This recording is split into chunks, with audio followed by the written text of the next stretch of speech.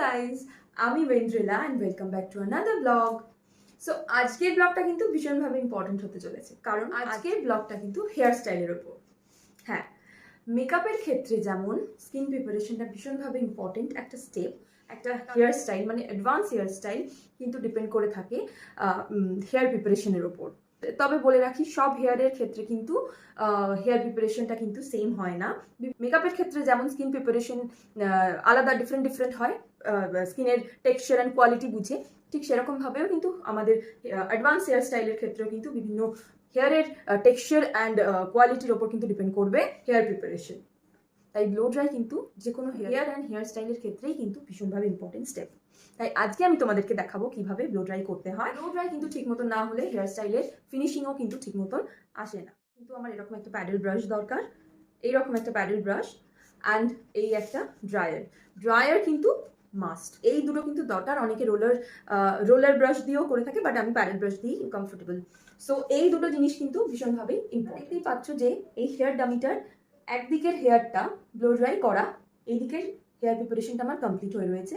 এই দিকেরটা আমি করে তোমাদেরকে দেখাবো। দুটো ডিভাইড করে রেখে দিয়েছি, এই দিকের একটা সেকশন, এই দিকের একটা সেকশন। পুরো এই সামনে থেকে ফ্রন্ট থেকে একদম ব্যাক সাইড অবধি জাস্ট টেলকম দিয়ে হোক, যাই করেই হোক, একটা শীতে কেটে এরকম ভাবে ডিভাইড করে এটা আমার কমপ্লিট রয়েছে।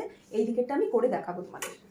তো ব্লো ড্রাইয়ের ক্ষেত্রেও কিন্তু আমরা ছোট ছোট সেকশন নিয়ে সেটা ব্লো ড্রাই করে থাকি। যেমন এইখান থেকে তলা থেকে একটা সেকশন বার করে নেব, ছোট্ট সেকশন।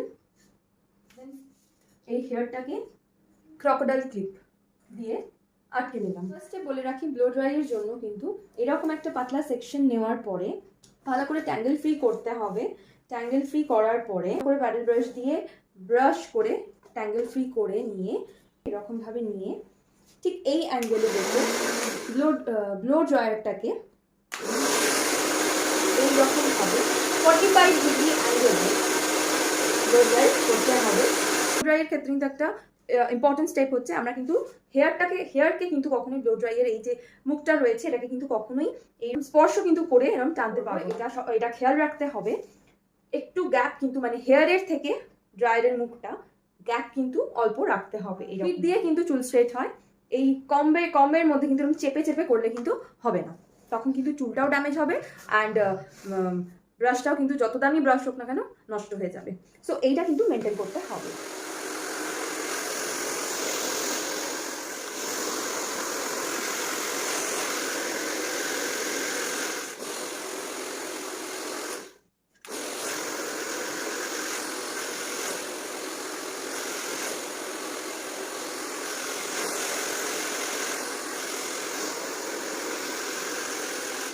সো গাইজ, তোমরা দেখতে পাচ্ছ একটা স্ট্রেট একটা ব্যাপার এখানে এসেছে।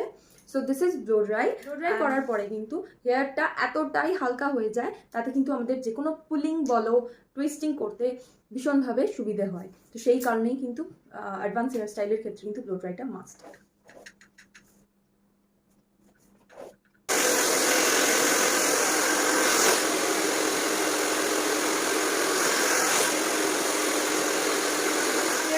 Blow dry. সো আজকের ভিডিওটা যদি তোমাদের একটু ভালো লেগে থাকে বা হেল্প হয়ে থাকে এই ভিডিওটা দিয়ে, তাহলে প্লিজ লাইক কমেন্ট শেয়ার করতে কিন্তু ভুলো না। হ্যাঁ, অনেকেই লাইক করো, আবার অনেকেই করো না, জাস্ট ভিডিও দেখে স্ক্রোল করে দাও। গাইজ, ভিডিও করতে গেলে যথেষ্ট মেহনতের কাজ। যারা করো তারা অবভিয়াসলি আমার সাথে সহমত হবে। আমাদের কিন্তু ভিডিওগুলো করা জাস্ট তোমাদের অ্যাপ্রিসিয়েশনের জন্য। সো তোমরা যদি একটু লাইক কমেন্ট শেয়ার করো ভিডিওটা, আমার খুব ভালো লাগবে। অ্যান্ড যদি হেল্প হয়ে থাকে কিছু, যদি তোমাদের ভালো লাগে, তাহলে প্লিজ কমেন্ট করতে ভুলো। আবার দেখা হচ্ছে নেক্সট ব্লগে। টাটা।